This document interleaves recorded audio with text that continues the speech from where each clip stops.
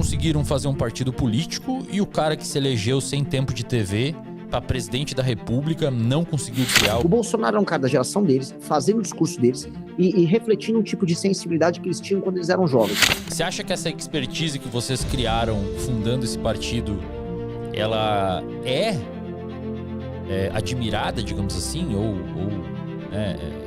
é de interesse de outros grupos políticos aqui ou fora do Brasil? Porque eu vi que você foi também para os Estados Unidos, né, falar sobre política lá. O MBL, dentro do campo da direita, em termos de rede social, compreendeu bem como a rede social funciona. O bolsonarismo compreendeu também lá atrás, mas numa análise agora com um distanciamento histórico, né, passando-se alguns anos aí do que ocorreu, é possível também interpretar o fenômeno bolsonarismo como um parasita que pegou um momento de Brasil e pegou para ele toda aquela energia, aquele movimento, e como o pessoal não tinha mais para onde olhar, seguiu junto ao Bolsonaro, porque Bolsonaro era deputado federal, sei lá, 30 anos, ele não construiu o que ele conseguiu, né? Ser presidente sem fundo eleitoral, sem tempo de TV. Se ele tivesse construído, iria se iniciar muito antes do que aconteceu. Ele estava no lugar certo na hora certa, podemos dizer assim, né? Ele não tinha um projeto que iria resultar naquilo que resultou a vida dele, a vida política dele. Perfeito. E aí Perfeito. vocês acham que é diferente, né? Vocês começaram tentando, ou fazendo, né? Participando do impeachment da Dilma. Vocês depois romperam com o bolsonarismo e derreteram nas redes sociais, tomaram um fogo danado ali de todo que é lado. E aí agora começaram a se reconstruir um tempo atrás para culminar na criação de um partido político, que é uma coisa muito difícil de fazer. Como é que vocês conseguiram fazer um partido político e o cara que se elegeu sem tempo de TV para presidente da República não conseguiu criar o União que ele queria criar? Não, como é que era o nome? Aliança pelo Brasil. Aliança pelo Brasil. De fato, a tua análise está certa quando coloca que o bolsonarismo ele parasitou um determinado processo. Todo evento novo, qualquer coisa, a mesma adesão a uma tecnologia, um produto que chega, você tem os early adopters, eles costumam ser pessoas jovens, homens e mulheres jovens, depois você vai mudando tanto nessa escala social, vamos dizer, em termos de conhecimento, uma escala cognitiva, quando você vai indo para a questão da idade e classe social. Isso é natural. E, sei lá, homens e mulheres jovens, com mais dinheiro e espertos, né, bem informados, eles tendem a captar as tendências novas antes do que os demais. E isso foi também com a chegada da direita em redes sociais no Brasil. Então, as primeiras manifestações elas eram muito jovens em 2014, tanto que o perfil do MBL era um perfil jovem, e o rosto era o Kim Kataguiri, que era um rapaz que à época tinha 18 anos. Então, havia cara, o espírito era aquele.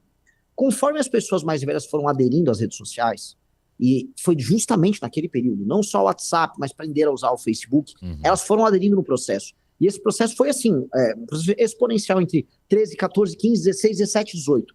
Todo mundo foi entrando ali. E também as pessoas mais humildes, as pessoas mais pobres também foram entrando. Então, conforme elas foram entrando, sei lá, uma hora pra falar de futebol, para ver os amigos na rede social, e depois elas começaram a falar de política. E aí você teve o surto de fake news, as pessoas espalhando coisas que não tinham nenhum sentido.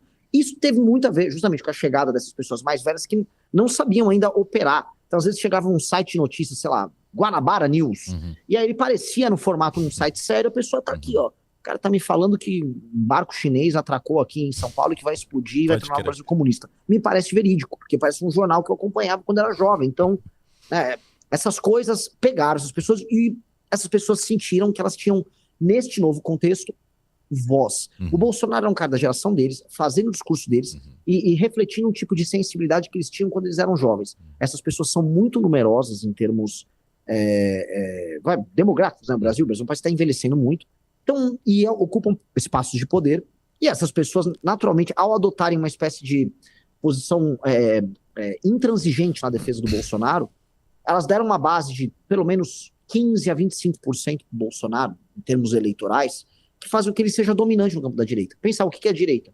Vamos falar, 50% do eleitorado antipetista. Se alguém tiver 25% ali, esse cara já é o dominante. E esses caras que são intransigentes bolsonaristas, eles foram pegando outras parcelas da população, agregando, e aí ele ficou com praticamente metade do bloco eleitoral ali. Eles capturaram aquele processo, só que o processo não importava tanto. Por isso que o Bolsonaro se livrou tão rápido da Lava Jato. Porque nunca foi sobre a Lava Jato. Nunca foi. O lance do Boomer era derrotar a esquerda. vamos derrotar o comunismo. O lance era se vingar da Constituição que foi colocada em 88 pelos comunas e tal. O lance foi pegar aquelas frustrações que ficaram presas e represadas no imaginário dessas pessoas, porque na época não existia rede social, então você via a Rede Globo falando que a ditadura militar era uma ditadura, parênteses aqui, não tô aqui negando, mas eles juntavam todos esses elementos e falavam, pô, eu não achava, agora eu posso falar que eu encontrei pessoas, e eu vou votar no meu capitão, e o capitão pensa assim, e os militares vão resolver. Então, foi uma última chance, né? No que reforça, desculpa o outro parênteses, a ideia de que é uma guerra geracional. Como é que pode um fenômeno que começa jovem ser capturado pelos mais velhos e ser transformado numa briga dos anos 80? Né? E a gente viu essa redição. Voltando para a tua pergunta. O Bolsonaro mobilizou estas pessoas para montar o partido dele no ano de 2019 e 2020. Ele lança a Aliança pelo Brasil e começa a fazer a coleta de assinaturas de maneira intensa em 2019. O método foi completamente errado, não houve aplicação nenhuma de tecnologia e ele acreditava que bastava ele pedir ajuda para o povo, que basicamente consistia em falar com essas famílias mais velhas, as pessoas iam se mobilizar, igual fizeram na eleição dele, e ia acontecer. Mas, assim, votar é algo bem mais fácil do que montar um partido, né? Então, eles não entenderam os processos, ele não soube montar a equipe, ele não entendeu como dinamizar aquilo, ele não criou um sistema de recompensa para quem participasse. E aí, na prática, ele, ao longo dos 2 anos, ele coletou e validou 180 mil fichas, o que não é nem metade do que ele precisava, enquanto que a gente fez o caminho todo contrário. A gente falou, pessoas jovens, bem formadas, um processo, um fluxo, uso de tecnologia intensiva, entendimento do que pode dar certo, do que pode dar errado. A gente fez testes antes de montar o partido. Então, antes de iniciar o processo de coleta, a gente fez uma série de testes até achar o modelo ideal. Motivação, coleta de recursos prévios, né? Então, você tem que ter dinheiro antes para não faltar dinheiro no processo. Tudo isso, somado a um senso de propósito muito claro, uma agenda clara, tudo isso tornou a gente uma máquina menor, mas mais eficiente, quando comparado a uma máquina maior e lenta que a máquina do bolsonarismo. E ficou provada a tese. Então, assim, se derem a chance para a nossa geração fazer, ela vai aplicar tecnologia e vai se organizar socialmente de uma maneira mais eficaz do que a turma dele. E aí, quando a gente repara os resultados, inclusive políticos do Bolsonaro, quando comparado com o nosso, é isso. A gente é um grupo menor, mas mais rápido, veloz, eficiente, inteligente. Eles são um grupo maior, lento e preso com a imaginação antiga. E eu tendo a achar que no long run a gente vence, com base nisso. A popularidade bruta não consegue segurar tudo o tempo todo. A impressão que dá, até você comentou lá no Flow, salvo engano, que vocês fizeram até um aplicativo interno para conseguir ver o título de eleitor da pessoa, né? Porque a pessoa tem que preencher uma fichinha que o cartório manda lá, diagramada, e aí ela tem que botar o título de eleitor. Se a pessoa não souber, ela pode botar o nome ali, sei lá, acha alguma coisa assim. Então, olhando essa lógica pela qual vocês trabalharam dentro da política, parece que vocês pegaram o universo do empreendedorismo mais próximo a uma startup, eu diria assim, que tem muita tecnologia, trabalha um pouco mais alavancado, e migraram essa expertise para o universo da política, coisa que esses caciques não conseguem fazer, né? Ou até conseguiriam, mas não sei, não conseguem contratar gente nova para fazer, sei lá, não interessa. Mas a ideia que me apresenta, que sugere o sucesso da criação desse partido, é que vocês pegaram uma lógica empreendedora e colocaram dentro da política, né? Exato, exatamente. A aplicação de tecnologia foi a base do jogo, tanto que todas as fichas coletadas, elas tiveram um sistema de rastreabilidade em que eu sei o momento, a hora, o local onde ela foi coletada, por quem ela foi coletada, e aí eu sei para quem ela foi enviada logo depois, por qual transportadora ela veio para São Paulo, quem recebeu, que momento ela foi catalogada, colocada no sistema do TSE, que momento foi transformada em lote, na mão de quem o lote foi feito, depois para qual cartório ela foi, por qual transportadora, quando chegou e se ela foi validada ou não. Ou seja, todas as etapas do processo rastreável. Então a gente rastreou, tudo é rastreável, a gente sabia onde estavam todas as fichas. Isso permitiu, por exemplo, que, sabendo a determinada etapa do processo, que momento eu pagaria meu coletor, até para não ser enganado por fraudadores, que houve fraudadores tentando roubar a gente.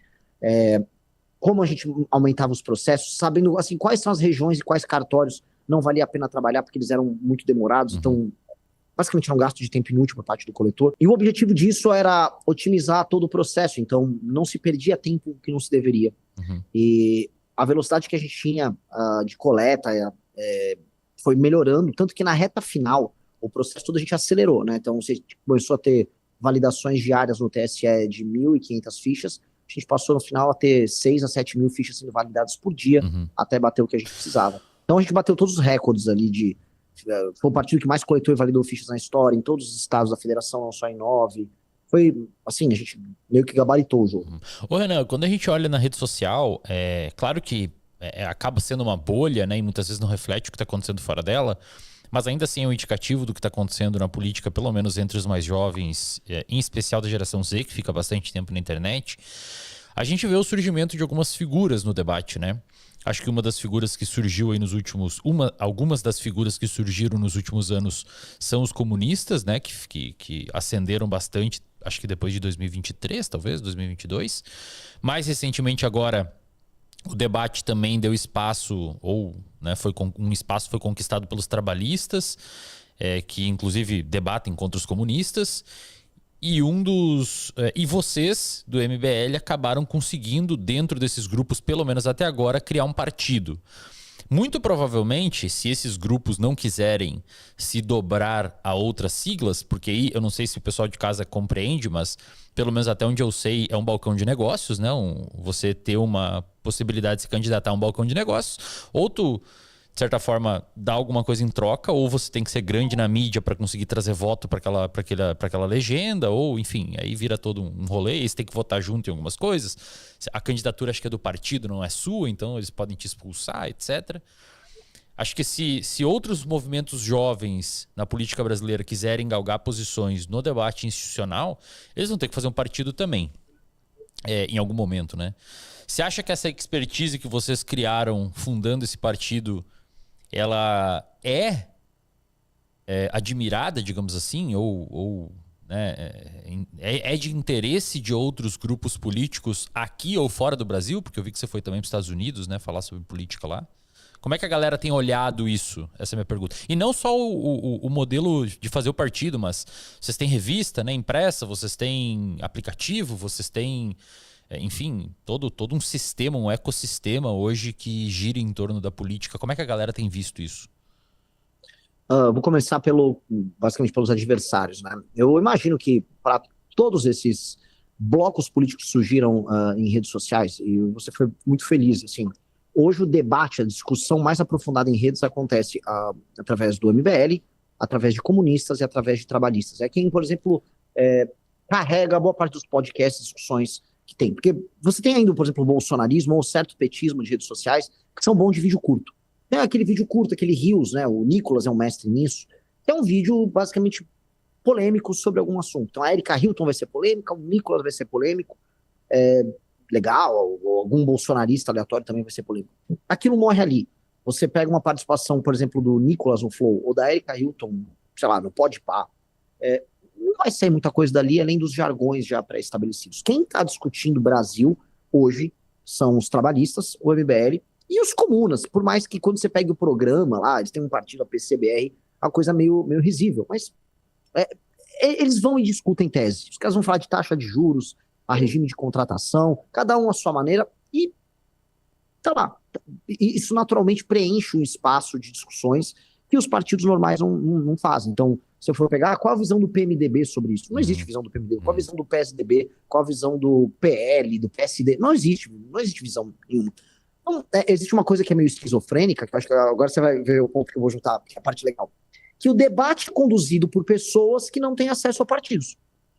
Então, o debate não é conduzido pelo pessoal do Republicanos. Isso. Mas os Republicanos têm a presidência da Câmara. Então, ninguém sabe a opinião de ninguém do Republicanos. Mas os Republicanos presidem a Câmara dos Deputados.